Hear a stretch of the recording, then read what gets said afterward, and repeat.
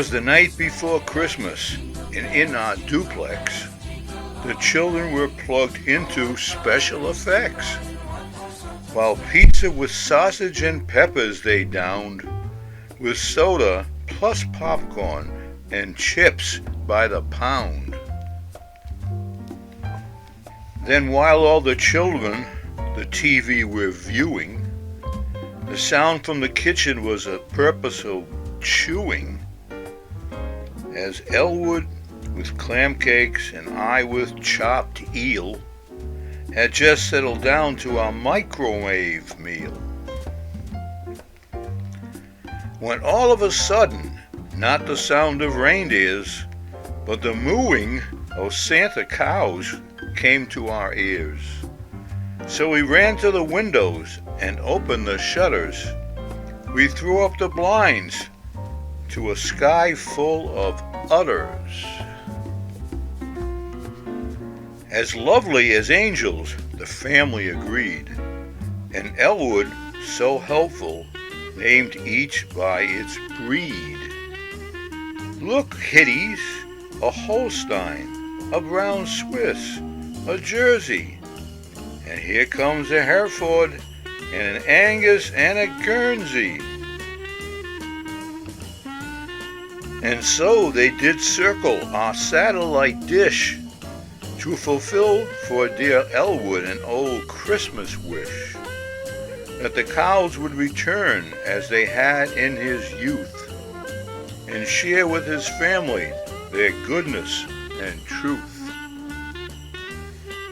Then over our intercom were heard on the roofs the tap-dancing clatter of Santa's cows and hoofs. It's unreal, we exclaimed. It's so strange, it's so weird. Down the chimney, the Santa cows promptly appeared.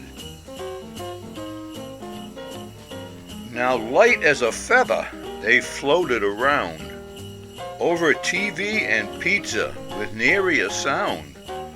Then after a while, they had floated enough, and touched down as gently as dandelion fluff.